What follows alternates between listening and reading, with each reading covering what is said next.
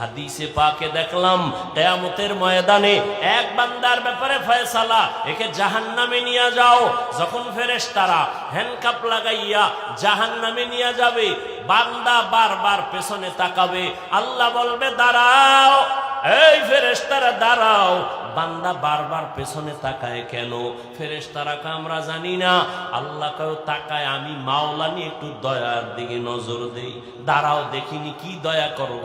ওর আমল নামার একটু তদন্ত করে দেখ, জীবনে কোনোদিন কোরআন শরীফ হাতে নিছেনি? ফেরেশতারা তদন্ত করে বলবে না, কোনোদিন কোরআন হাতে নেয় নাই। দেখো কোনদিন কোরআন ওয়ালার সাথে বৈশা কথা শুনছেনি, মোহাব্বত আসেনি? ফেরেশতারা তদন্ত করে দেখবে আল্লাহর কোরআন ওয়ালাদের সাথে কোনো বন্ধুত্ব নাই।